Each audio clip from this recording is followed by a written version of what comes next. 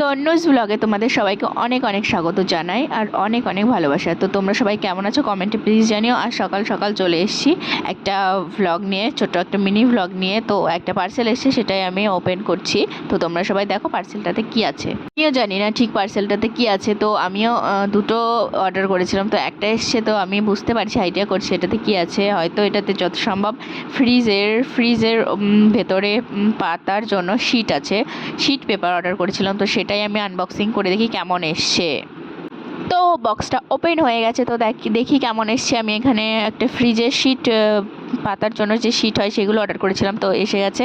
তো এটা দেখো আমি অন্য রকম অর্ডার করেছিলাম, তো অন্য রকম এসে গেছে। আমি এই ফ্রুটের একটা অর্ডার করিনি, আমি ডিপ একটা পিঙ্ক কালার অর্ডার করেছিলাম, সেটাতে খুব সুন্দর লাগছিল, গ্লেজি। তো এটাতে ফ্রুটের ছবি দেওয়া একটা শিট এসেছে, একটা নয়, এখানে 4টে শিট আছে, তো 4টেতেই হয়ে যাবে।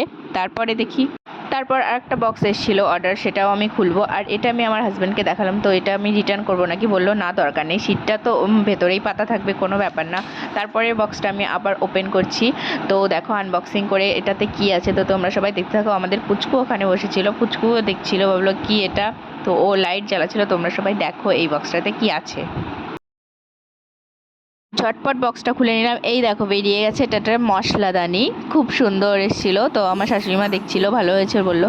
তারপরে মনটা খুব খারাপ হয়ে গেল, কেননা একটা বক্সের মুখ ছিল না, মুটকি ছিল না, তো সেটা আমি রিটার্ন করে দিয়েছি। আর আজকের ব্লগটা এই পর্যন্তই, ছোট্ট মিনি ব্লগটা। সবাই দেখো আর সবাই খুব খুব ভালো থাকো, আর আমাকে সাপোর্ট করো, আমার চ্যানেলটা সবাই সাবস্ক্রাইব করে দিও।